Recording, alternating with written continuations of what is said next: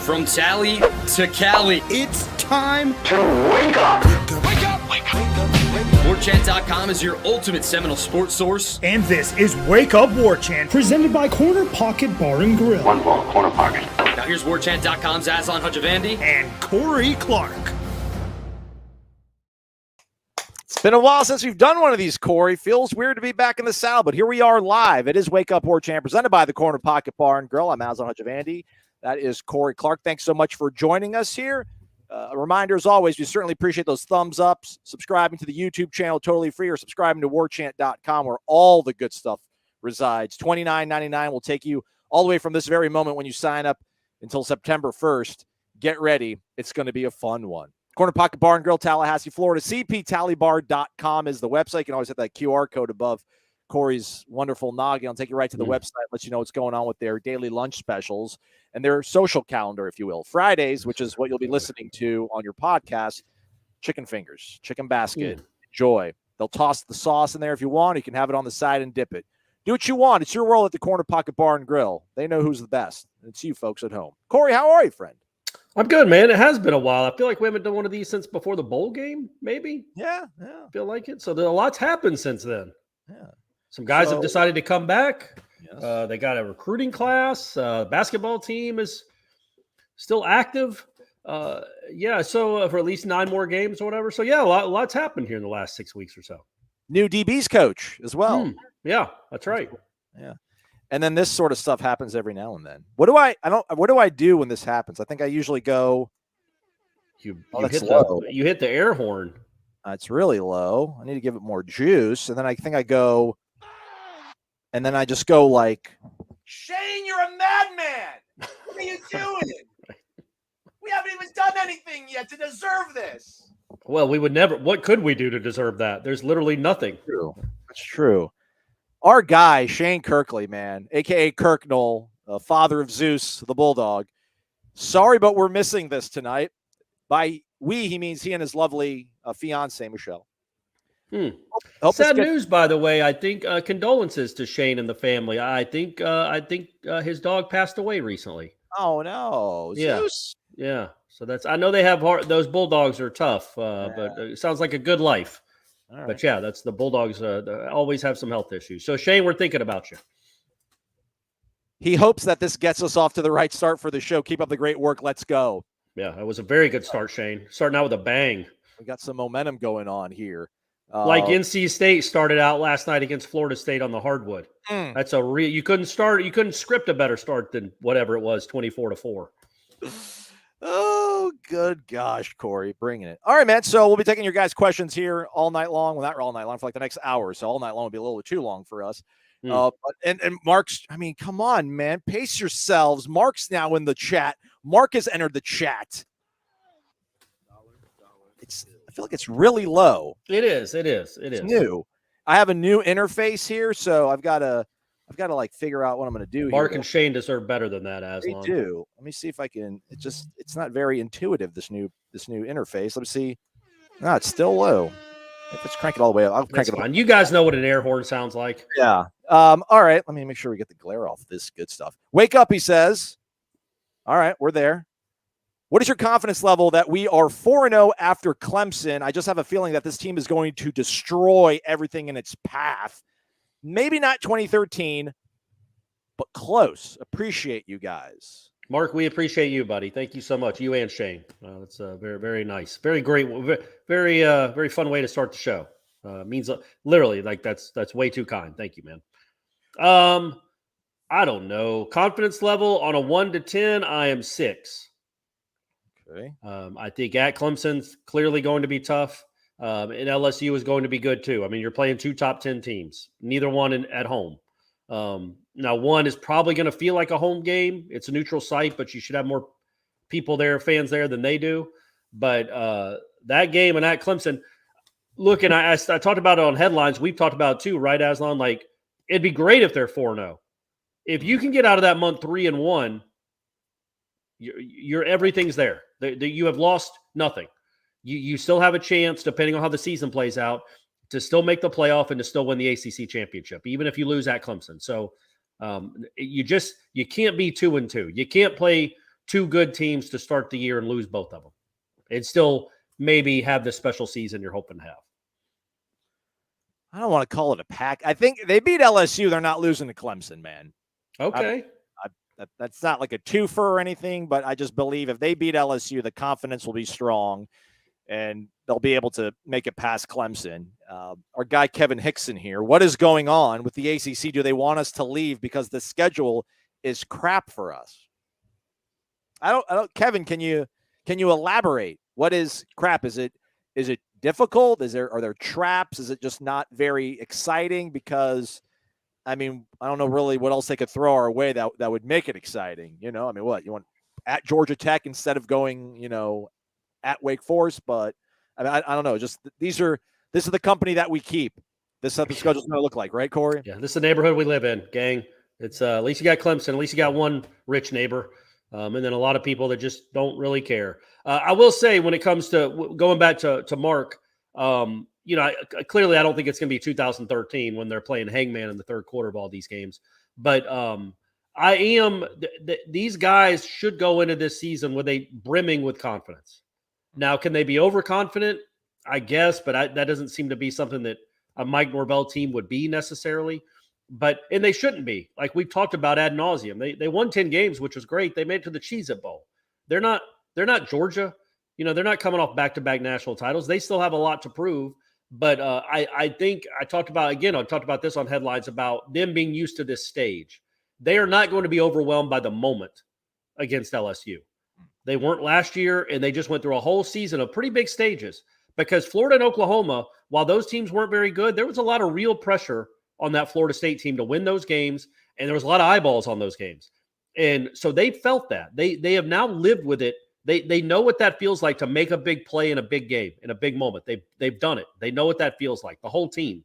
So they should go into this season with confidence that they belong. This is not a hope and a wish and a dream. They belong with LSU. They belong on the same field with Clemson. They have to know that, and they do know that. But go beat Clemson. Because Sean McGuire is almost 50 years old, gang. And that was the last time you beat Clemson. I mean, he might have grandchildren at this point, and he was the last starting quarterback you had to beat Clemson. So that needs to change quickly. My buddy Mercedes Mike was in town last night, which is why we're doing the live show tonight as opposed to last night. What'd y'all get into? Anything exciting? Yeah, we jumped around a couple places, nice. Grabbed dinner and then hit a couple bars. So solid. He also helped me move my stackable washer dryer like 6 inches closer to the wall. It's a whole new room now in the laundry room. It's amazing. 6 inches. Congratulations, man. Appreciate it. And he's more cynical than I am. I'm a pretty much a believer right now, man. I was very cynical and skeptical about what this coaching staff could do. I've been proven wrong. I'm glad I've been proven wrong.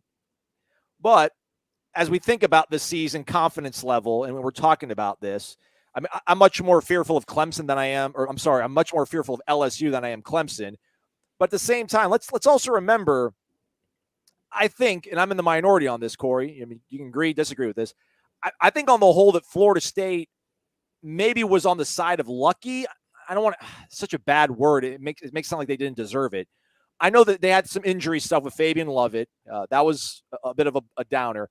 But, man, when your quarterback goes down on the road in your ACC opener and you still find a way to win with your backup quarterback, you block an extra point to escape a game on the road practically.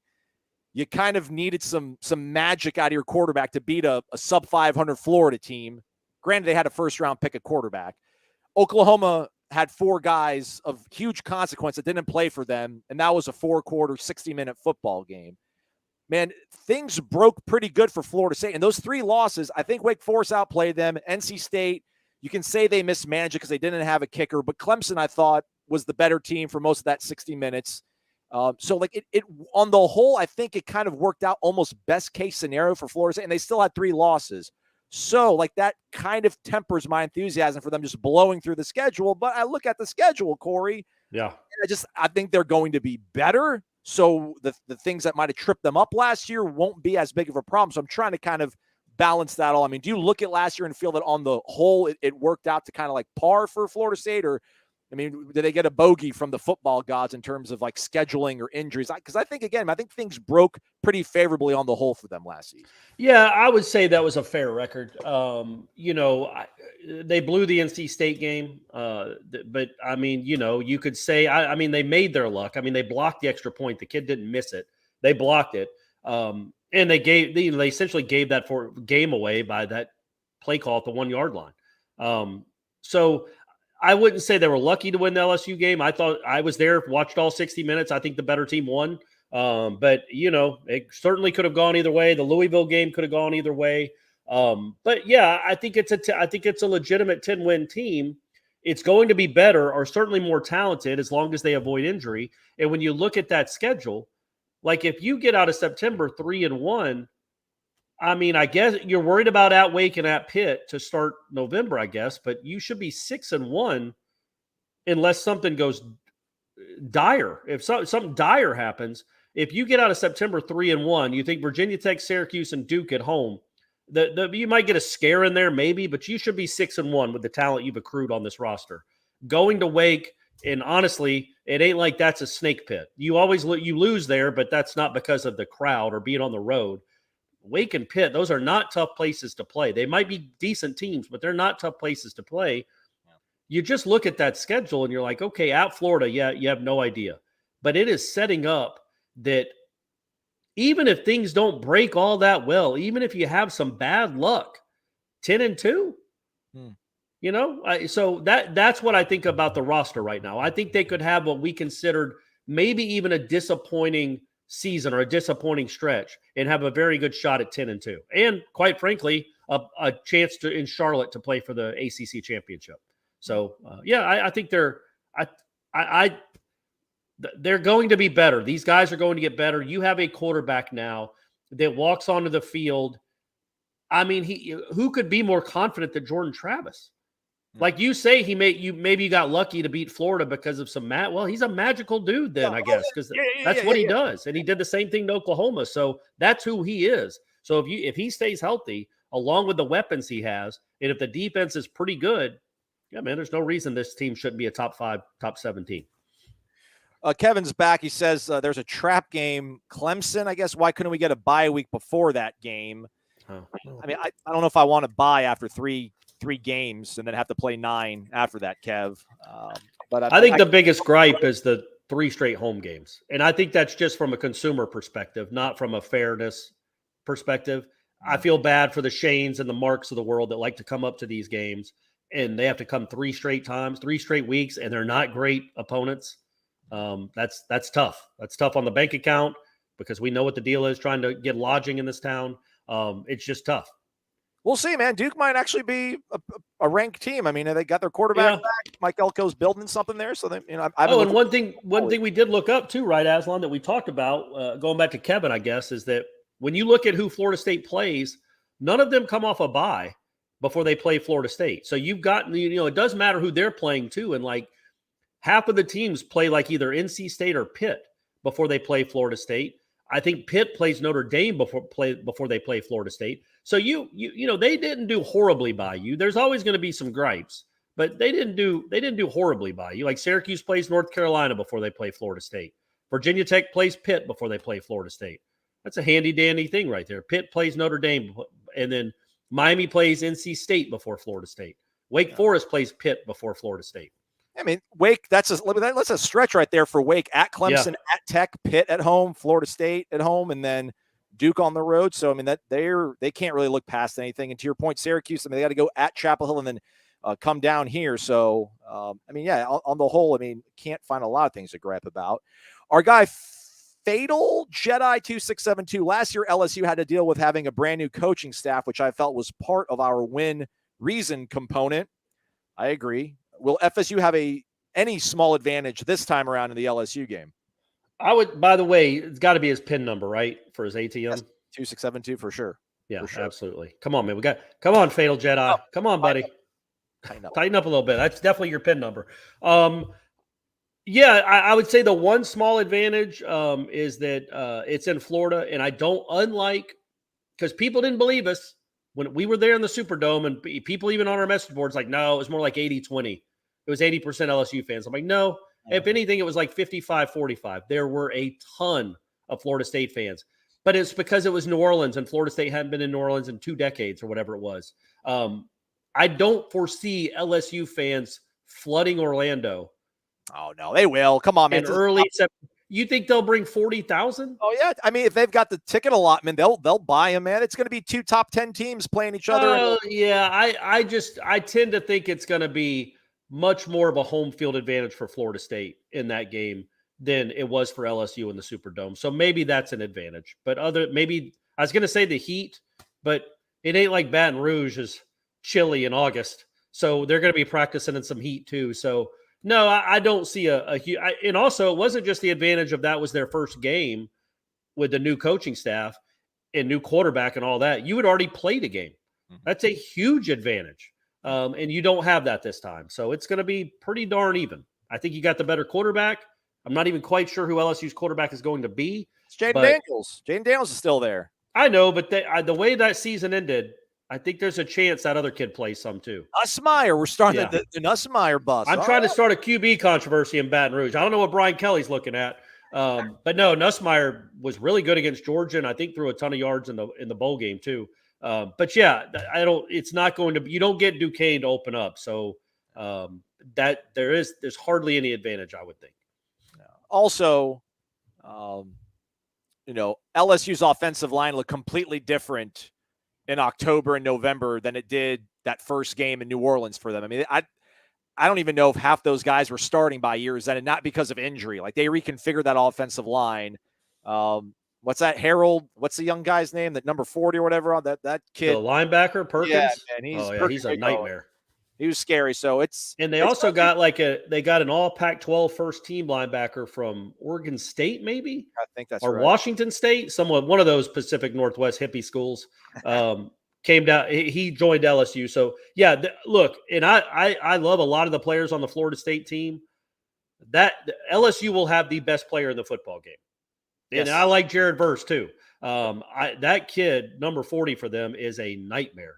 So maybe he sprains an ankle during 2 days and is hobbled. Oregon State, the kids from Oregon State, Omar Spites. So, one other thing here, just to touch on Kevin, he would have rather had Notre Dame over Pitt because of rankings, and we all know ESPN has no love for us. Kevin getting a lot of run. Well, I'm saying I wanted to explain himself. I got you. Good man, Kevin. Checking out who it is. Look at this guy. It's Ed Lemix, everybody. The man behind Aluna Coffee. If we are 4-0 after Clemson, make reservations for Houston. Let's go. Is that where the championship is? I would assume. I mean, come on. Don't act like you don't know. Don't act like we don't already have our Airbnb. Aslan, Corey, Stephanie, Courtney, and I missed you. Or Aslan, Corey, Stephanie, Courtney, and I missed you at Corner Pocket last Saturday. We did. No one invited me. Well, that's true. We didn't know. We didn't know. Well, you've been invited, but we didn't know the Lamoxon were going to be there. Was I at the wedding last weekend? Might have been at a wedding last weekend. We had a great time, he says. I think we kept Corey up too late. Yeah. We stayed after you left, Ed. That's how we roll. Not for long, though. That was a late night, but a fun night. Fun couple, the Lamoxon. It was a good time. Stephanie has a new best friend like she always does.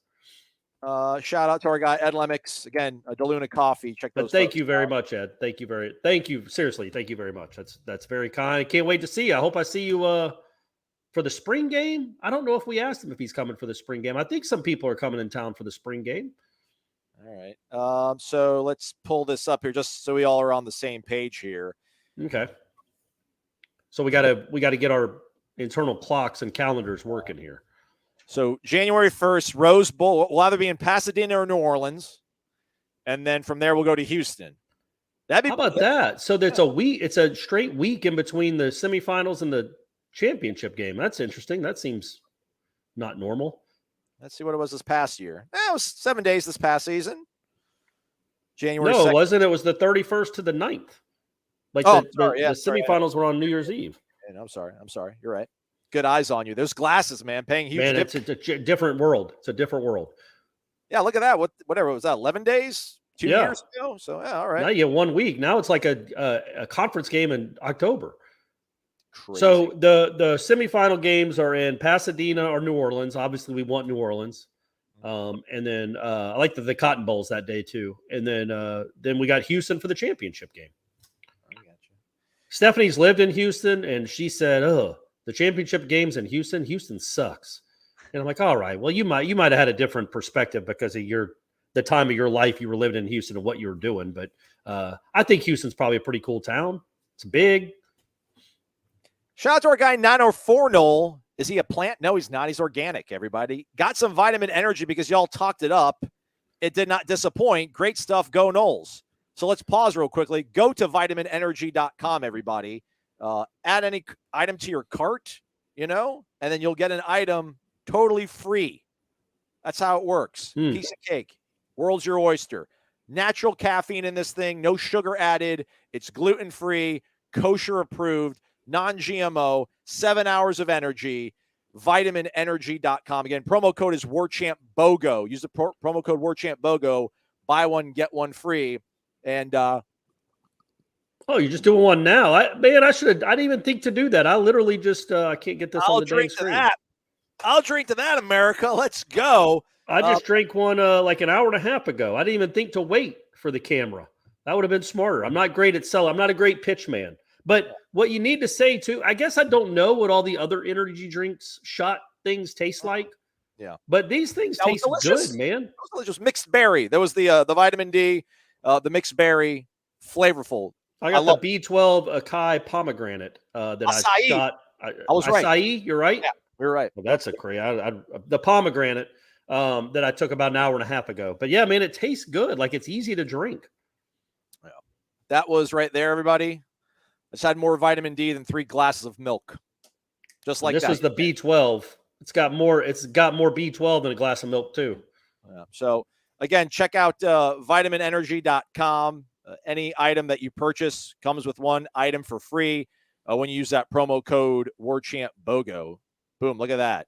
Oh, it's like $59.90, you say, huh? But not when you use the promo code because the other one would be free. But my internet's running slow, so I can't totally demonstrate it. And wow you. Oh, let's do. Oh, there we go. There we go, right there. Oh, shows you right there. Boom. It's actually $29.95 because the Warchant BOGO code is there. Again, Florida State folks at the helm of this company, so give them a shot for real. Much like the Luna, much like Corner Pocket, these are Florida State folks. These are Seminoles, and they've all promised us that a good chunk of this money is going back into the NIL sphere, and they're going to get a great football team for you guys. But you got to buy it. You got to buy it. All right. Check it out. Again, vitaminenergy.com, Warchant BOGO, above my head. Tommy Ortner's back. What's your current ACC top 5 power rankings, Corey? I would switch the first 2. I know what show this is. I know who pays my salary. I know who watches this. What? I just feel like you got to knock them off first. I mean, they just won the ACC again. It's not like they're going to be devoid of talent. So you have to knock them off. But I would switch those 2. Who's third? Is it North Carolina, I guess, with Drake May and I guess, yeah. All right. It's really, let's be honest, folks. I'll put Pitt at 4th out of reputation, and 5th I'd put Duke. It's 1, 2, and who gives a flip? That's my ACC power rankings, and that's the ACC power rankings of anyone in this country. As I wrote about, we actually have an algorithm video, one of those videos that we put on our website now of me kind of talking over one of my columns, doing that YouTube numbers. It's literally, Aslan, the Warchant raps that Ira and I do after the Florida State games get more views than Boston College whole football games from the ACC network, our Virginia games, our Duke games. This conference they don't care about football except for those top 2 teams. Virginia Tech when they're good, but they're not and haven't been for a while. So really, I have a hard time with Louisville. I think that guy's a good coach, but I just don't know what they're going to be. I would say if you go over recent success, you throw Wake in there and you probably throw Pitt in there, right? Yeah, that's probably fair with Wake. I sound like I'm some sort of like weird, crazy Duke homer, but I'm just, trying to see some of them might be off the board. That you do like Duke, man. You keep bringing them up. You're a big Elko guy. I like that Tom thinks it's going to be the Noles versus the Cardinals in the ACC championship game. Oh, yeah. All right. I like that. So he thinks that Clemson's going to have at least 2 conference losses. Yeah. Well, he thinks Louisville's going to go in. Well, I do think Louisville apparently has – I haven't looked at it. If you can pull that back up. Apparently Louisville has a very soft schedule for our man in his first year.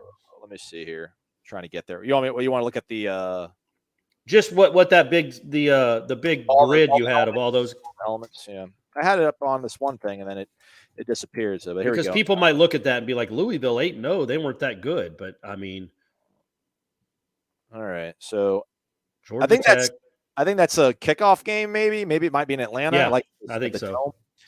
You guys call it the Dome or no? What do you guys call that place now? Just Mercedes-Benz Stadium, like whatever. The Benz. We call it the Benz. Benzo. Yeah. All right, so they'll be in Atlanta for that. Murray State at Indiana, Boston College at Raleigh, Notre Dame at Pitt. I don't know. No, home. They're home in those games, right? The shading means they're home. I think. Is it? I think so. Yeah. Oh no, you're right. It's on the road. It's on the road. Sorry, I'm a dummy. Yeah. So at Raleigh, at Pitt, and then they got Notre Dame sandwiched between that. Bye week at Duke. No, I can't see the color. Yeah, it's home at Duke, home Virginia Tech. And they got a 3-game home schedule too. Duke, Virginia Tech, Virginia, then at Miami and Kentucky. So they really don't do a good job of signifying what's home and what isn't. That's hard to read sometimes. Like that Duke to me looks like it's a road game. But yeah, so I mean, obviously Pitt's going to be a tough one. NC State's going to be a tough one. But that's not a very. They avoid Florida State and Clemson. So yeah. maybe they have a shot. All right. Oh, let's see here. Yeah, I mean, Gregory, the LSU game will be closer than everyone thinks. Does anybody think it's going to be a blowout, Gregory? Yeah, I think it's going to be. I think it's going to come down to an extra point again. Yeah, I mean, LSU's no joke, man. That's a good team, and they're going to have some revenge on their minds. It's a very good coach, and I don't know how they recruited this past year, what they've done in the portal. It's certainly not what Florida State has done, but those rosters. At best, are probably even, right? I just think Florida State has more experienced talent returning, but LSU's, going to be good. They usually typically you went past them. Did I? 18, I think. 19 in the portal. 11 guys, huh? Florida State 14th, which is crazy. Oh, we love On Three. On Three are our guys. We love our new network. But the way they rank the portal is absurd, and we're going to have to figure that out. And let's see, high school-wise, 5th. Okay. Only one 5-star, though. Only one 5-star. Pensacola Packbuster. Where would you rank our overall team talent compared to the other top programs in the nation? I don't know, man. I don't know enough about Bama and Georgia's roster right now. I haven't dove into my Phil Steele mag. It hasn't been published yet, but I think they're not going to get in. That's a cop out too. I mean, they can play with anybody in the nation, right? We've talked about this several times throughout last season as we saw the progress, Corey, that 2-3 years ago, it would have been a complete embarrassment to this program and everything it stood for so long to see this team have played Clemson in a COVID year and how we saw them play Clemson years before that. And if they would have had to play even Virginia or Wake Forest in 2020. And now we sit here. And yeah, I'd have some trepidation if they had to play Georgia week 1 or if they had Georgia on some weird random out of conference game in the middle of October, November. But I would think they'd be able to put enough stress on any defense in this country. And defensively, I think they'd be able to limit enough big plays to, be in a 4-quarter game with anybody in this country. So I think they're close enough.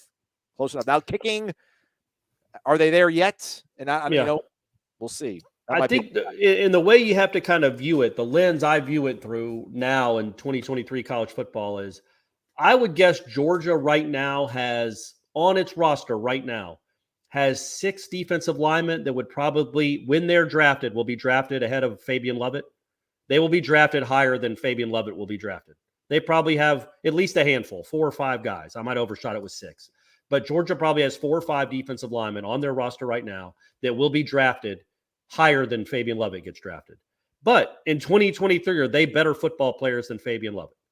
That's kind of Fabian Lovett's 23 years old, man. Braden Fisk is 22 or 23 years old. So for this 1 year, Braden Fisk and Fabian Lovett, if they stay healthy, are a better duo than pretty much anybody else in the country if they're young. You know what I mean? Like these are grown men that can play and play well, and they're mature. And I just think that really matters in 2023. I think Colorado probably has 2 cornerbacks that will get drafted ahead of Fintrell Cypress.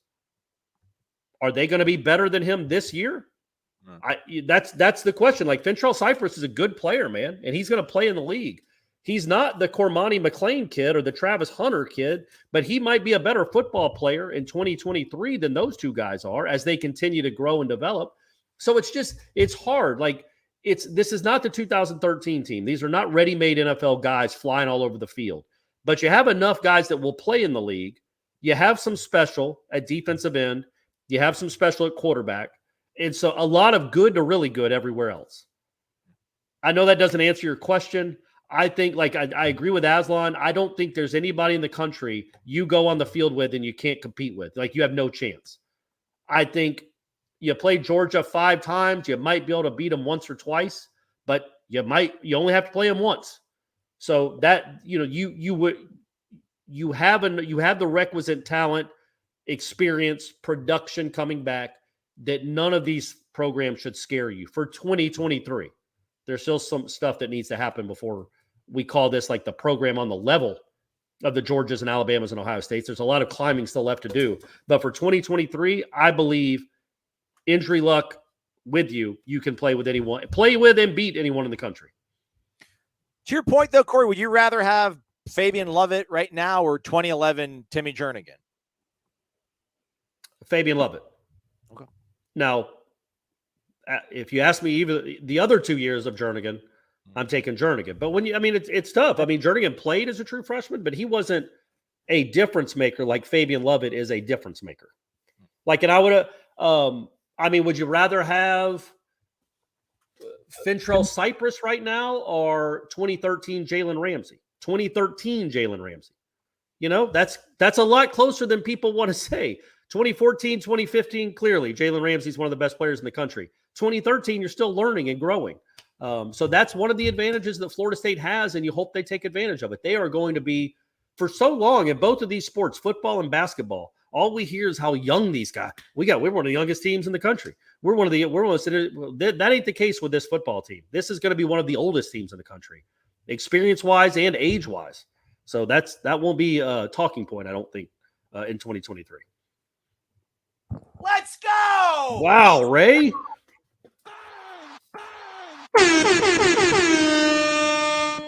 That one had some sauce on it. Ray Pereira, 300.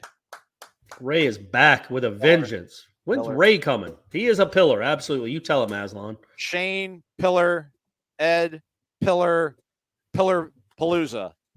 Mark Pillar, Ray Pillar. Mark Pillar, top of there. What's causing all this hype for 2023? Best quarterback in the conference, maybe best quarterback in the country. Yeah. Jared Verse being back, right, big dog? Patrick Surtain coaching up the DBs. Turn your head around. That's what's causing all the hype. If we can shore up our defense, I will feel better. You and everybody that's listening to this, Ray. What's the update with Bless Harris? Have not heard much lately. You were both awesome. Go Noles. I can't imagine. His last point is the most important. You're right. We are awesome. Thank you, Ray. You're way too kind, buddy. Thank you, man. Yeah, I was mildly surprised that Bless Harris didn't play in the bowl game. We saw him preparing. I mean, he was getting a lot of run in practice. I think even when we saw them in Orlando for that brief period of time, he was out there practicing with the offensive line. I figured he could have gone for the bowl game, but maybe they just felt good with who they had and they didn't want to totally push it or force it. I can't imagine any kind of hiccup with him. I would imagine he's going to be totally full go when spring starts. Again, we get to speak to Coach Norvell and the whole staff like a day or two before they actually start spring football.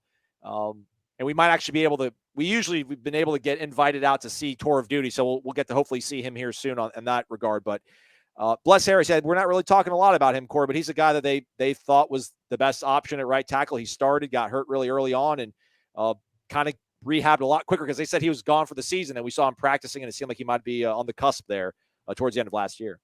Yeah, man, and you think about, again, what gets you so excited about this 1 year is Bless Harris is back, and he's an old dude, and he only got to play one game for Florida State, but he was the starter. So technically he's the returning starter.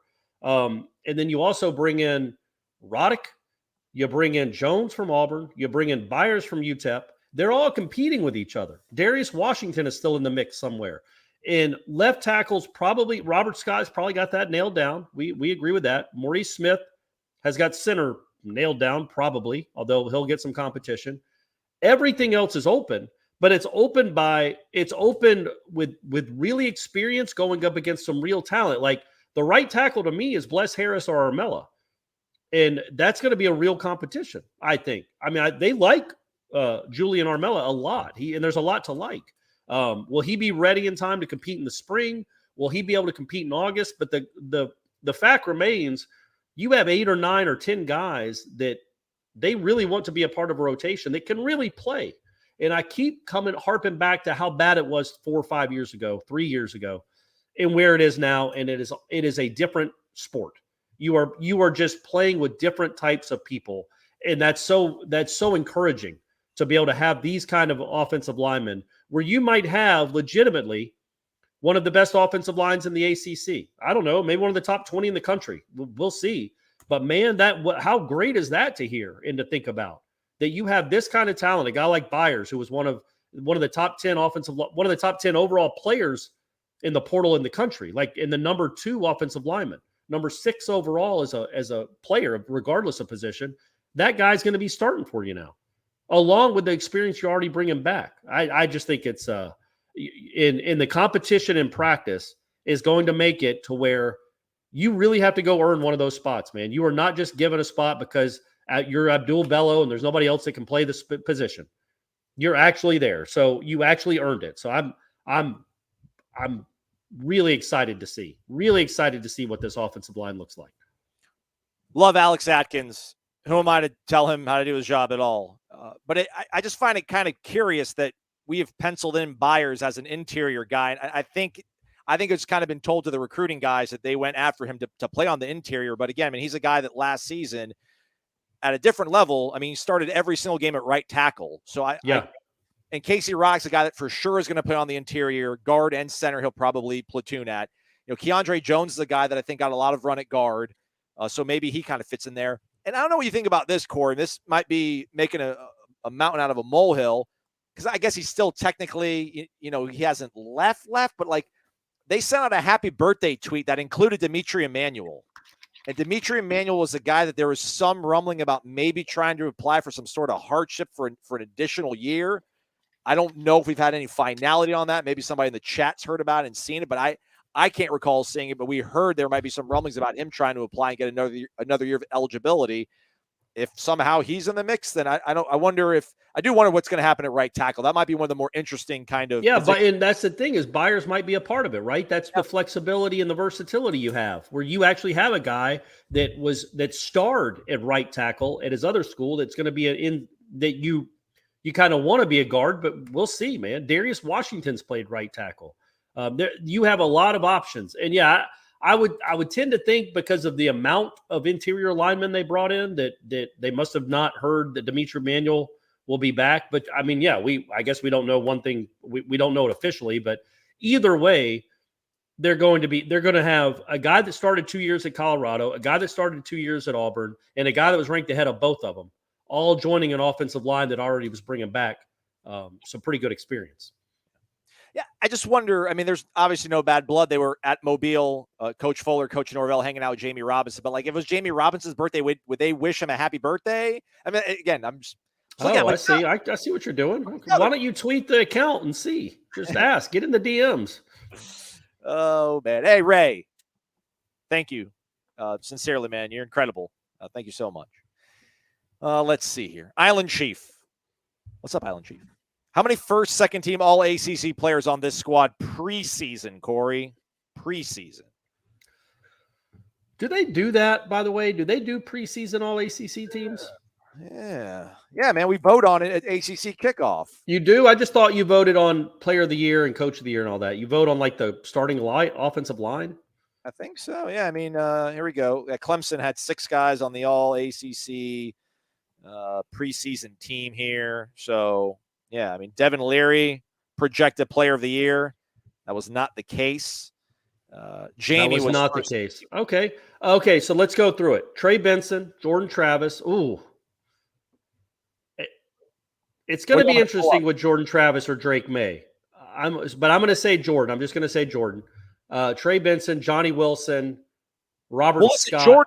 Jordan's at least second team. At worst, he's second team. Oh, yeah, sure. So so first and second team. Okay, so those three, Jeremiah Byers probably, Robert Scott. So that's 5. Defense. I don't know about Byers, but I don't know if they'll give it to a guy that hasn't even played a snap. But I know, and it's not a very educated football media base up there. So, yeah, okay, we'll say 4. And then on defense, Verse, Lovett, probably Bethune, maybe. Cypress for sure, because he's actually done it in this conference. So I'm going to say Patrick Payton. I'm going to say 9. Okay. All right, and I totally screwed that up, Corey. I apologize. It looks like they just have a preseason team. I don't think they have a first and a second team, so I apologize. Oh, okay. All right. You did screw it up, and you should apologize. Yeah, they probably will give it to Drake May, but I will say this. I am not the best at filling out these ballots at kickoff, but y'all hold my feet to the fire. Remind me. Please do, Aslan. Get them. Yeah, Florida State needs some representation in those things. That's why I used to vote on this stuff all way back in the day, but now Ira does it for us. By the way, I just looked up what Josiah said in the chat. Yeah, Aslan. I just saw that too. Our guy behind the scenes, Josiah, our producer extraordinaire. Go ahead, Corey. Read it. That out of all the guys that would have been seniors, like the Dylan Gibbonses, the Jasmine Turnantines, Dimitri Emanuel. Dimitri Emanuel is still listed on the Florida State roster for 2023. Dylan Gibbons isn't. Jasmine Turnantine isn't. Is Caden Lyles? Casey Roddick is right there. Caden Lyles is not. No. Okay. I mean, just saying, everybody. So how about I mean, there certainly could be some smoke there, and if you have Dimitri Emanuel to go with all that other, I mean, look at that line, man. Like the beauty of it again, it's not like these guys are NFL superstars, burgeoning NFL superstars, but the competition just to play is what gets me excited. Like the competition just to get on the field means you have to raise your level, you have to earn it, and you have to be good, not just average or pedestrian. You're going to have to be good to beat out Casey Roddick. You're going to have to be good to beat out Keandre Jones or Dimitri Emanuel or Darius Washington. So to get on the field for this school in 2023 at the offensive line is actually going to be a real challenge. And also you have some versatility because Emmanuel could play outside if he's still available. Obviously Byers has played outside. Darius Washington's played outside. Armella's up and coming. It's good. It's a good problem to have. Corey, you asked for it. You want it. You got it over at mybookie.ag. Use that promo code WARCHANT for an instant cash deposit bonus. There we go. NFC plus 100 in the Pro Bowl. So you wanted the line on that. There you go. Did they even play? I didn't even know they played the game. I thought it was like a flag football game or something, or not even that. Like they just did skills contest. I guess they still are doing it. 1.5 still for the actual big ticket. Let's see here. Super Bowl halftime show props. Just so you guys don't think I'm a weirdo. I mean, literally. Super Bowl halftime show. Rihanna shows cleavage, minus 250, yes. I mean, I'm saying, look, I think it's a good bet to play the other side, the 175, because she might come out in like a spacesuit. Okay. Like, obviously at some point you're going to see some cleavage. But is it the first one? Is it the very first one? Or does she come out in like a spacesuit or a football uniform? I mean, who knows? So I think that's a value bet. And you were talking about duets, collabs. ASAP Rocky, will he be on stage? Minus 600, no. Plus 300, yes. I don't know what song they did together, but I think it's Islands in the Stream. Did they do Islands in the Stream together? I don't know that one. All right. So there you go. Look at that. You can bet anything, anytime, as my Windows security alerts me about my virus threats, which wasn't from this website. There you go. Great way to specify. I won't tell you what's running in the background. But you can bet anything, anytime, anywhere over at mybookie.ag. Again, use that promo code WARCHANT. Get a cash deposit bonus instantly to your account. All right, moving along here. Our guy Tom Ortner is back. He's got $2 in the jar. I mean, this is going to turn it down a little bit. Too much sauce. The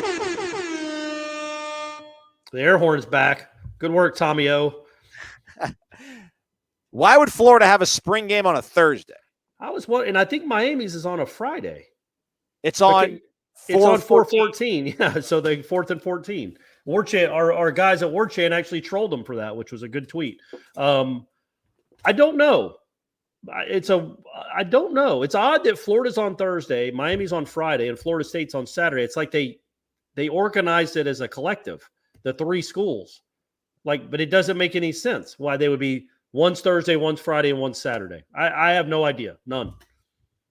Is there something going on that week? No, there's nothing. It's not like the Final Fours that week or anything.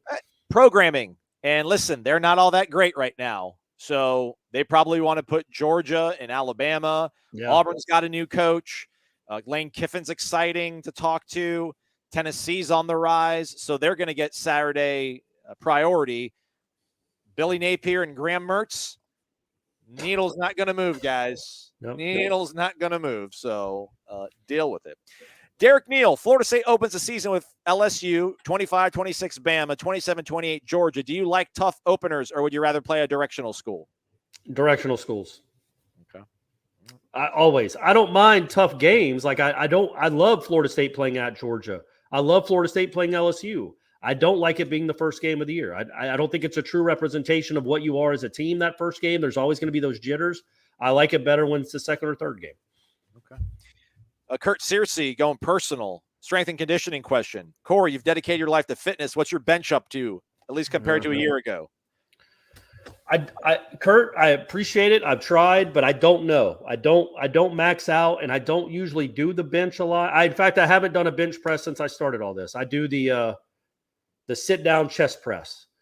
And the other day, I was at a local gym in town, and I did 225 like 10 times, but 5, take a break, and then I tried it again, and I'm like, nope, my shoulder gave out.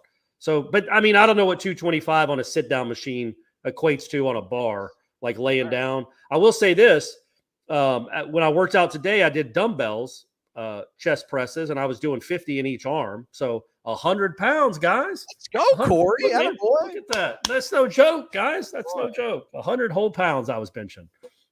S. Quinn, are you concerned about the date for the Pitt game? We say early November, but the Notre Dame game in 18 was November 10th, and it was freezing. That's fair, but I did look up. You can go. The internet's a beautiful thing, as Aslan's shown. You can have any website open on the internet. But I went and looked up all the temperatures from November, whatever it is, November 4th or November 5th in Pittsburgh of like the last 5 or 6 years, and there was nothing that was scary. It was a lot of high 50s, maybe low 50s, high 40s. There was no like 11 degrees and snow. Like it was all in the 40s or 50s. It was all very manageable, it seemed like. Internet says daily high temperatures 58 to 47, rarely falling below 33. November weather in Pittsburgh. Yeah, but that's deep November too. Like early November, you're still getting that fall. So yeah, I don't think. I mean, you could get unlucky. It has snowed in Pittsburgh before in November, I'm quite sure. But when I looked it up, it was all mostly sunny, highs anywhere from like 45 to 60. Let's see here. I'm giving this way too much. You are. It's no big deal. You could have just trusted me. I'm not making up stuff. All right. Let's keep this show moving, shall we? By the way, Mark Linder says it's a skills contest and a flag football game, so appreciate it. Thank you. And people are going to bet on that, man. You have a look, and I'm all about the only gambling problems I think people have is losing. It's only a gambling problem when you lose. I get it. People are free to do whatever they want with their money, but if you're legitimately gambling on the Pro Bowl, I mean, what better than maybe going out and doing some other vice and wasting money somewhere else? You can sit home and it makes it a little bit more interesting. But but then bet on Rihanna's cleavage. Like that makes more sense to me. I'm all about that. Just the Pro Bowl. I don't think there's another event I respect less than the Pro Bowl. It's absolutely, utterly pointless. So if that's the case, don't bet on. It's like betting on an exhibition football game. Just bet on Rihanna. By the way, Ray says he's not buying Georgia hype because Ohio State scored at will and almost beat them. Ohio State's very good. Yeah. But Georgia's losing their offensive coordinator probably. He seems to be interviewing with every sort of NFL vacancy. So yeah. And they lost their quarterback. By the way, Stetson, come on, man, get it together. Yeesh. Listen, man, this has been a rough offseason for them. You know, a couple of their correct. got arrested. They've had tragedy strike. A player and a staffer died in a car accident. Stetson Bennett gets arrested, which whatever, he's departing. But there's some bad juju, but like definitely not the way you want to get focused going into trying to win a third straight in a row. But yeah, Ohio State came in there loose, and they have a really good quarterback and pretty good receivers. Marvin Harrison Jr. is pretty solid. I mean, again, Georgia benefiting 2 years in a row in the college football playoff of their opponent losing their top receiver during the game, and that really aided them against Alabama 2 years ago and helped them out in this past season. But I'm not scared, but I think the line would still probably be like, I don't know what, Georgia 5.5, 4.5. You think, Corey, neutral site? 6? Oh no, I would think it'd be at least a touchdown or more. Okay. I'm not saying they'd win by I'm saying that's what I think the gamblers would have is like a 7 or 8 point. Because they were favored they were favored by 5 or 6 over Ohio State. Like they'd be favored by more than that against Florida State. Dollar bills, y'all. S. Quinn, he really wanted that question answered. He came in top and threw $10 on it. Well, go check it out, Aslan. Check out what? Now that S. Quinn's giving us money, I feel like you got to go back to that website and see if you can find all that Pittsburgh weather history. I mean, I'm just kidding. Don't do that. Don't do that. We already lost too much of the show to it. Trust me, guys. 45 to 60, somewhere in there is what it's been. I only went back to like 2016 though, so there might have been the great blizzard of 11 that I didn't get to that somebody's yelling at me for. But yeah, it looked like the last 5 or 6 years it's been pretty tolerable. What do you think about this? Ray thinking Brendan Gant will be a nice surprise at linebacker this year. All right. Fair. Yeah, I in Ray bringing up the defense needs to be shored up. The linebacker gives me pause. Linebacker and safety gives me pause. Brendan Gant might be a nice player, but they're elite at some places and they're good at other places, and I'm not sure they're either at linebacker and safety right now. Now, Shaheem Brown might be something, but we got to see it. We got to see it, right? I'm saying you're running 4.25. Bethune and DeLoach are good. They're serviceable. I wouldn't call them good. They're serviceable. But if your defensive line is good to very, very good, all of a sudden your linebackers look a lot better too. I don't know. Let's go back and look at it. Talking about the UF and Oklahoma. They both had over 30 something points, which is probably the most important stat. I think, I thought Surtain was good. Yeah, Florida had 460. Look at the Noles with 497. Jordan Travis 13 of 30 for 270, but my man should have been 23 of 30 for 400. But Johnny Wilson made it up to him in the next game. And then, but yeah, when you think about this defense, what gives me pause again is those two positions, because I think Jamie Robinson was one of your best players, and they held them both under 500. Come on, Ray, get your stuff together. It was only 460 and 496. All this anti-Fuller propaganda, guys. Yeah, man, come on, gang. He wasn't over 500 yards. How dare you? How dare you? I guess they probably were over 500 until that last sack. But either way, like that's what gives you pause a little bit is those last two games. So I get it. Like Oklahoma and Florida, Florida especially, that was not a good offense all year, and they kind of marched up and down the field on you. Now, he had a nice game, the quarterback did, but he didn't have a lot of nice games. And then Oklahoma, same thing, they ran all over you. But you have to keep in mind, Florida ran all over you too, for the most part. Your defensive line isn't going to look like that this year, theoretically. You're going to have a much better defensive line. So that should help things. More mounting evidence. Mr. Mac 23, 2003. Meach was in the elevator promo for the Week 12 schedule video. What are we doing here? So, I mean, the meat hook, he's back.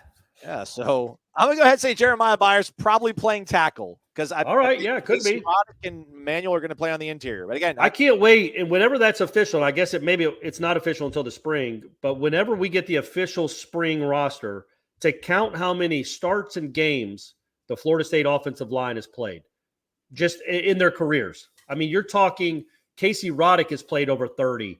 The kid from Auburn has played over 30. Obviously, the guys here have all played over 30. But, I mean, you're talking about probably 200 games that this Florida State offensive line has played, including probably, I don't know, man, 135 starts, 104. I mean, there will not be a more experienced offensive line in the country when you're talking about games played and games started than the Florida State offensive line. Just haven't done it together. Pensacola Packbuster, does Rodney Hill break out, get a lot of reps, or is he still going to come in when the game has already been decided? Some call it garbage time, everybody. No, I think he'll get real reps. I don't know about the LSU game, but after that, that's another thing. Like if it was Duquesne, I think Rodney Hill's played in the first quarter. I don't know that he's played in the first quarter against LSU, but he might. I mean, they like to use 3 running backs. They did a very good job of it this year. All 3 played a lot before the injuries happened. So, no, I don't know if it's a breakout year necessarily, but I think he's going to get, I don't know, man, 6 to 8 carries a game. I think he's kind of a change-up guy that they like a lot. If he stays healthy, he is going to be a part of this offense. A big part, not a guy, in my opinion, he's not going to be a guy they just use in the fourth quarter when they've already got the game wrapped up. Yeah, I mean, I don't know. Call me crazy. I think he probably gets more carries than Lawrence Toafili. Could be, yeah. I think Benson is your 1-2. Benson and Hill are your 1-2, and then I think Toafili is your change of pace, move him in motion, kind of Swiss Army knife of a back. I would think that too, except for the couple of times that I just recall from this season where Toafili ran so hard up the middle.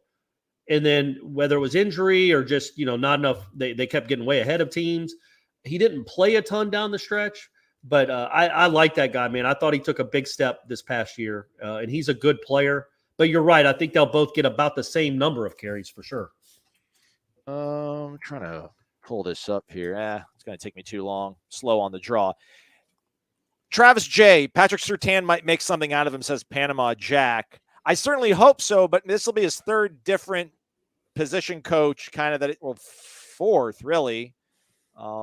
Wait, no, 3rd. Sorry. You had Harlan Barnett, right? Yeah, and Barnett, and then Marcus Woodson, and then now.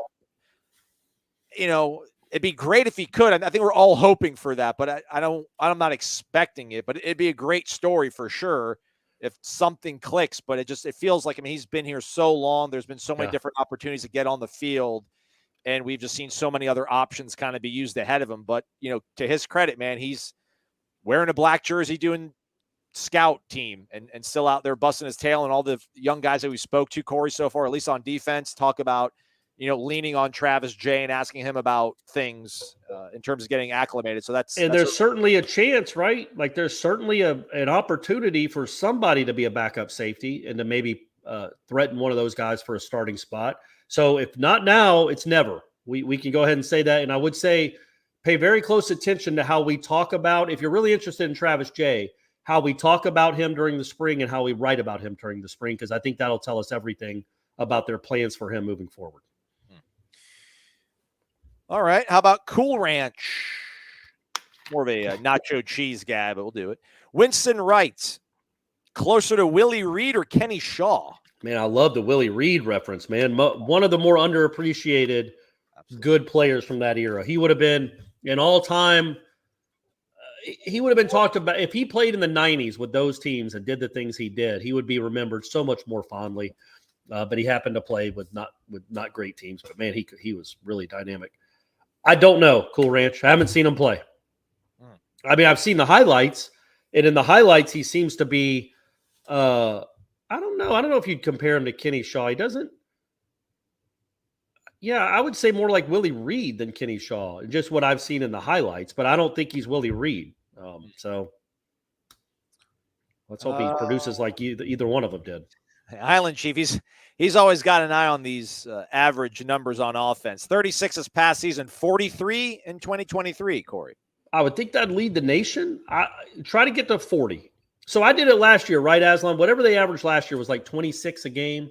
And I'm like, if you can get to 33, that's an extra 2 or 3 wins at least. So all of a sudden you go from 5-7 to 7-5. Like I put so much onus on the offense to get better last year because I thought the defense would be what it was, decent. So yeah, 43 would be third in the country this past year. So if you can get to 40, you're 6th or 7th. I mean, that's really, really good. And they were really good this year. A couple of stinkers, really NC State in the first half against Wake, particularly. But other than that, I thought they were really good all year. If you can get yourself an extra 4 points per game, so that's an extra 50 points total this season, I think that's worth an extra win, maybe 2. What do you think, Aslan? That's fair. I mean, yeah. But I don't know. Maybe the onus needs to be on the deep. But I don't know. The defense was pretty darn well in scoring defense. Ask them to shave more down. I think the most prolific offense Norvell had was that final year in Memphis. They averaged 40.4. So okay, all right. You could get there though. I think he has to run with a little more pace. But yeah, I think, and also that Memphis defense gave up so many big plays that there were so many shootouts that each team was having 14 and 15 possessions a game. That doesn't really happen here a lot. But if you could pick up the pace a little bit, get yourself 1 extra possession a half, I think you can make up that 4 points and get up to 40. And then you're talking about 11 or 12 wins, baby. I take it back. They averaged 42.9 2 years before he got to Florida State. But they went 8-6 that year though. So got to imagine that defense wasn't great. Yeah. So. If you average 43 points a game and lose 6 games, sweet Moses. I don't think Fuller was the DC. Let's hope not. I'm not 100% sure. All right, let's go speed round a couple guys. Connor Teasley, Duke Cooper, sophomore slump. Will he be broken out of it? Well, it'll be a junior, so we can't call it a sophomore slump anymore. We call it a junior slump if he doesn't. I would say, again, I'm not trying to couch on it or not answer it. Let's see what he looks like in the spring. Because the way he looked in games this fall was not a surprise if you saw him in practice. But if we see him in practice look like the dude that he looked like last spring, then maybe we think, okay, whatever was ailing him, whatever it could have been that made him play like that, he seems to be past it now. Tally 850. Did you know that Kalen DeLoach led the team in passes defended last season? I did not know that. There you go, Kalen. I did not know that. And Kalen was a guy, if you go back and watch. He'll get tested early against Jason Taylor's son. Yeah. Is it Cole Taylor? Yeah, and if you go back and just watch that LSU game in particular, Kalen was flying all over the field, man. I thought he was one of the better players on the team that night. And then it didn't seem like he made nearly as many flash plays the rest of the way. But yeah, he's played a lot of football too. Island Chief settling on 43, bank it. That would be awesome. Tom Warner wants one more possession for the offense, courtesy. That's a good point too, Tom. Like the defense could get a 3 and out or 2, and that'd give you the ball right back to your offense. Maybe the offense doesn't have to go so fast. Last one. Okay. Good one. Quantrell over under Jordan Travis passing touchdowns 35. You got to have to tell me how many he had this year. All right. Because I think it's going to be over that. Okay. 24. Oh, that's a big leap, though.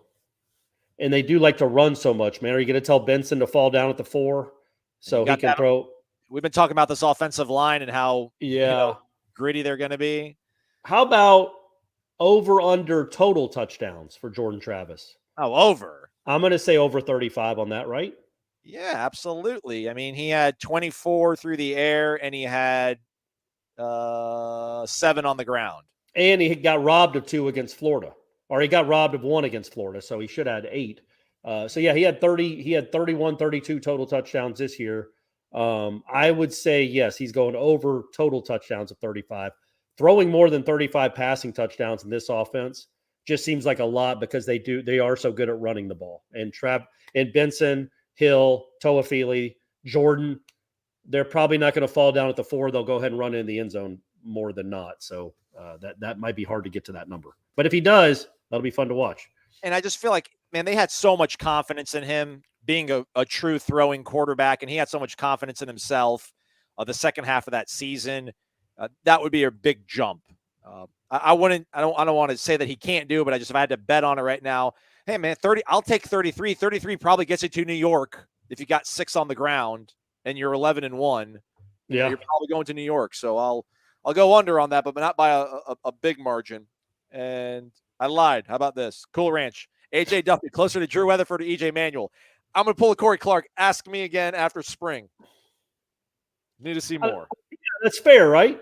Yeah. I think that's fair. We need to see more. I was not overly impressed with what I saw this first year in the program, but I don't know that I would have been overly impressed with many true freshman quarterbacks. So we'll see. We'll see. I think this is a very, very important spring for the future of AJ Duffy. Yeah. All right. That's a good point, Alan Chief, about the kicker. That's a good point. Let's some Alan points Chief, out there. with his 43 points, they'll have a better kicker. They're better on the whole, so they'll average more points. And the schedule, I mean, you lose Duquesne, but you have North Alabama, so that might be a wash. And then you have Southern Miss. But it's not crazy to think they could average a touchdown more per game. That's not an insane number. It's just that now you're talking about rarefied air of like top 3, top 4 offenses in the United States, which they very well might be. They got Jaheim Bell, baby, in that offensive line. Some really good receivers. All right, that is a wrap for us. Jeff Cameron Show coming up Friday, 1 to 3 o'clock, so check that out. Check out warchant.com, the ultimate Seminoles sports, or subscribe. It's $29.99. Takes you from this moment or whenever you decide to sign up, which should be now, all the way up until September 1st. We'll have plenty of content going up on the site over the weekend. Thank you to S. Quinn, Tom Ortner, Ray Pereira, Ed Lemix, Mark Adamczyk, and Shane Kirkley. Your guys' generosity is incredible, man. Makes our job so much more awesome than it already is. It's incredible to think that we just get to hang out and talk about our favorite football team with you guys, and you do crazy, awesome stuff like that. This has been Wake Up Warchant, presented by the Corner Pocket Bar and Grill. And since we are live, also energized by our good friends at Vitamin Energy. Again, try them out, vitaminenergy.com. Promo code is Warchant BOGO, BOGO. Buy one, get one free. Like $14.95 for 12 of these things, everybody. Can't beat it. He's Corey. I'm Aslan. Can't beat it. Thanks for watching and listening to Wake Up Warchant. Corey's giving us deuces. You can't see this if you're listening to the podcast, but you should watch us live every now and then. Have a great one, everybody.